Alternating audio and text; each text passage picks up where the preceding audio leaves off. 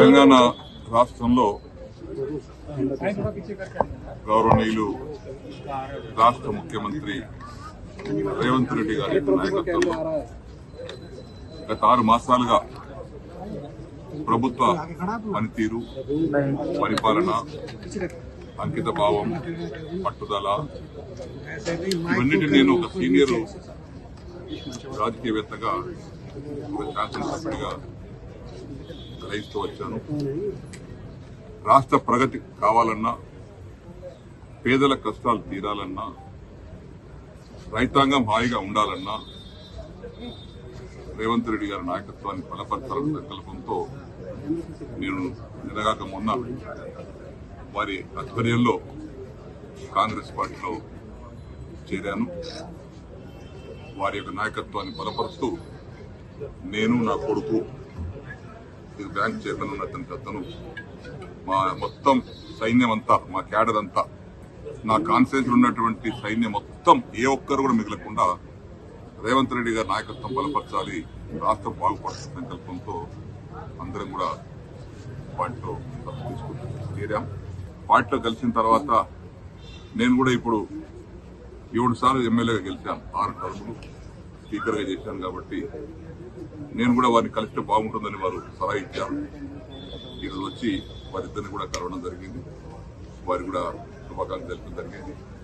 భవిష్యత్తులో కూడా తెలంగాణ రాష్ట్రం ఇప్పుడే వారు మాట్లాడారు, అనేక పెండింగ్ సమస్యలు ఉన్నాయి.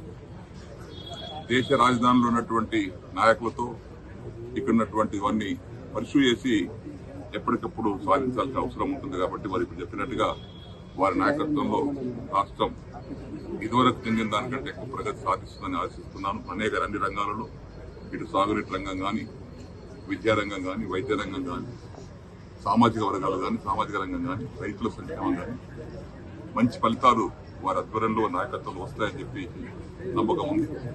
కాబట్టి వారి నాయకత్వం బలపడుతున్న అందరం కూడా వారు సమర్థవంతమైనటువంటి ముఖ్యమంత్రిగా పేరు తీసుకుంటా ఉన్నారు, మున్సిపల్ చేస్తూ ఉన్నారు.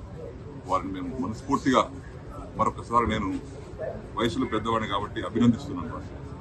కాబట్టి ఈ సందర్భంలో మరొకసారి కాంగ్రెస్ పార్టీ, నేను కొత్త కాదు, నేను రాజకీయ జీవితమే కాంగ్రెస్ పార్టీ స్టార్ట్ అయ్యింది.